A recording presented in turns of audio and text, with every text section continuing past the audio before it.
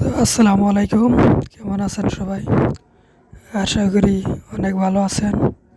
আজকেও চলে আসলাম আরেকটা নতুন ভিডিও নিয়ে।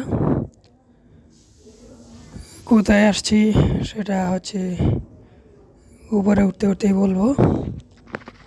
এখন হচ্ছে উপর দিয়ে সিঁড়ি দিয়ে উপরে উঠে যাচ্ছি।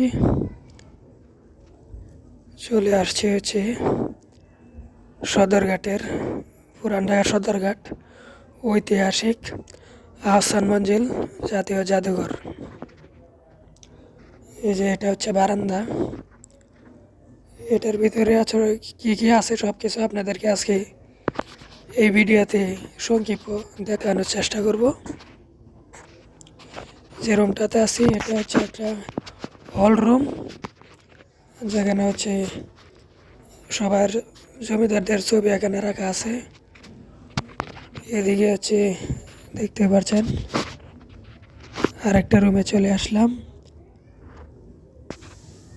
এদিকে হচ্ছে জমিদারের দলিল পত্র সব এখানে রাখা আছে।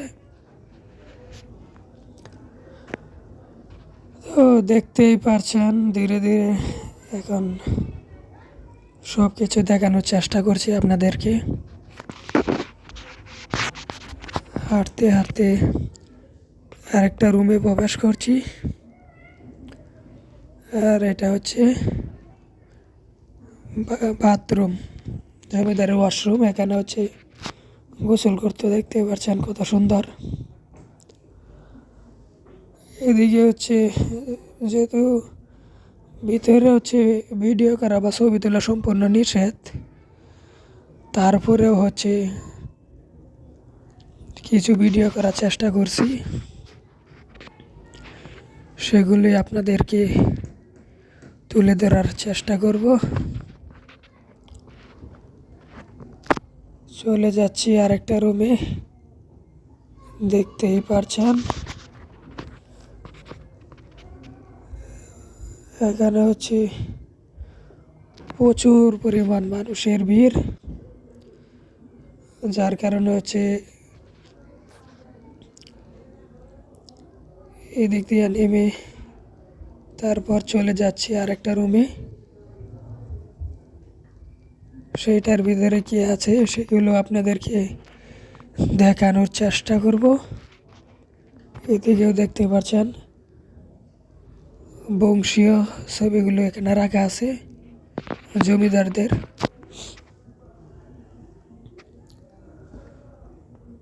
তো হাঁটতে হাঁটতে চলে যাচ্ছি আর একটা রুমে প্রবেশ করছি।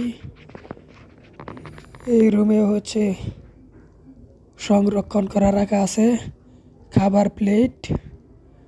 এদিকে হচ্ছে রানীর ছবি দেখতেই পাচ্ছেন, রানীর ছবি এখানে রাখা আছে।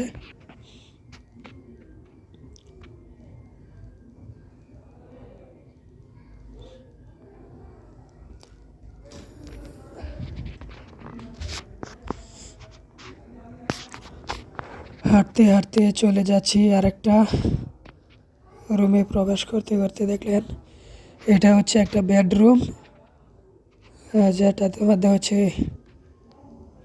ঘুমাইতো। দেখতেই পাচ্ছেন খাট, কত সুন্দর খাট। এদিকে হচ্ছে বাইরে চলে আসলাম, আর বাইরের দৃশ্যটা যদি দেখাই সত্যি অসাধারণ। দেখতেই পাচ্ছেন চারপাশটা কত সুন্দর, বাইরে থেকে ভিউটা দেখেন, সত্যি অসাধারণ একটা ভিউ বাইরে থেকে নিতে পারছি, আপনাদেরকে দেখাতে পারছি। দেখতেই পাচ্ছেন কত মানুষের ভিড় চারপাশে।